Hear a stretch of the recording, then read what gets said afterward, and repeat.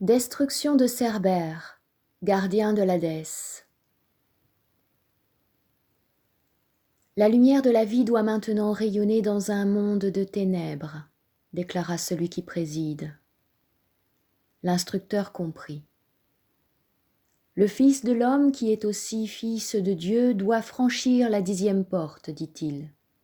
À cette heure même, Hercule doit repartir. Quand Hercule se trouva en présence de celui qui était son guide, ce dernier déclara : « Tu as bravé 1000 dangers, ô Hercule, et beaucoup de choses ont été accomplies. Tu possèdes la sagesse et la force. Veux-tu les employer à secourir un être en proie à une incessante souffrance ? » L'instructeur toucha légèrement le front d'Hercule, et devant l'œil intérieur de celui-ci, une vision surgit. Un homme gisait couché sur un rocher. Il gémissait comme si son cœur allait se briser. Ses mains et ses jambes étaient enchaînées et les chaînes qui le ligotaient étaient attachées à des anneaux de fer. Un vautour effronté et cruel rongeait le foie de la victime prostrée.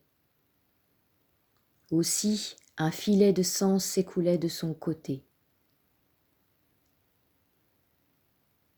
L'homme soulevait ses mains enchaînées et implorait de l'aide, mais ses paroles se répercutaient vainement dans la solitude et étaient emportées par le vent. La vision s'évanouit. Hercule se tenait toujours à côté de son guide. « L'être enchaîné que tu as vu est Prométhée, dit l'instructeur. Il y a très longtemps qu'il souffre ainsi, et cependant il ne peut mourir, étant immortel.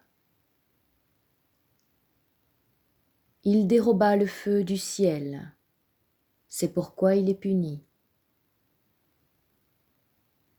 Le lieu de sa demeure est connu sous le nom d'Enfer, le domaine d'Hadès. Il t'est demandé, ô Hercule, d'être un sauveur. Descends dans les profondeurs, et là, sur les plans extérieurs, délivre-le de ses souffrances. » Ayant entendu et compris, le Fils de l'homme qui est aussi Fils de Dieu accepta et franchit la 10e porte. Il descendit, et traversa les mondes contraignants de la forme. L'atmosphère devenait étouffante et l'obscurité toujours plus dense. Cependant, sa volonté ne fléchissait pas. Cette descente continua longtemps. Seul, et cependant pas tout à fait seul, Hercule allait toujours. Quand il cherchait en lui-même, il entendait la voix argentine de la déesse de la sagesse, Athéna, et les paroles encourageantes d'Hermès. À la fin, il arriva à une sombre rivière empoisonnée, le Styx, rivière que doivent traverser les âmes décédées. Il fallait verser une obole à Charon, le passeur, pour être conduit de l'autre côté. Le sombre visiteur venant de la terre effraya Charon, qui, oubliant la rétribution, le fit traverser. Hercule avait enfin pénétré dans l'Hadès, région obscure et brumeuse où les ombres, plus exactement les enveloppes des défunts, flottaient. Quand Hercule aperçut Méduse avec sa chevelure entrelacée de serpents qui sifflaient, il saisit son épée et lui porta un coup. Mais il ne frappa rien d'autre que le vide. Par des sentiers labyrinthiques, il arriva à la cour du roi qui gouvernait les régions infernales. Hadès. Sinistre et sévère, la mine menaçante, le roi était assis avec raideur sur son trône, noir comme le jais, alors qu'Hercule approchait. Qu'est-ce que vous, mortels, cherchez dans mon domaine ? Demanda Hadès.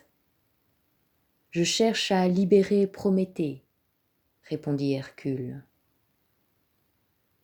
Le sentier, dit Hadès, est gardé par le monstre Cerbère, un chien à 3 grosses têtes. Autour de chacune d'elles est enroulé un serpent. Si vous pouvez le vaincre les mains nues, exploit que personne encore n'a accompli, vous pourrez délivrer Prométhée. Satisfait de cette réponse, Hercule se mit en route. Il vit bientôt le chien à 3 têtes et entendit ses aboiements furieux. Montrant les dents, la bête se précipita sur lui. Saisissant Cerbère à la gorge centrale, Hercule la tint serrée comme dans un étau. Le monstre se débattit comme un forcené. Puis sa force faiblit, et Hercule le maîtrisa. Ceci fait, il continua son chemin et trouva Prométhée gisant sur une dalle dans de terribles souffrances. Rapidement, il rompit les chaînes et libéra Prométhée. Rebroussant chemin, il s'en revint comme il était venu, et lorsqu'il atteignit le monde des vivants, il y trouva son instructeur. « La lumière brille maintenant dans le monde des ténèbres, dit l'instructeur. Le travail est accompli. Repose-toi, mon fils. »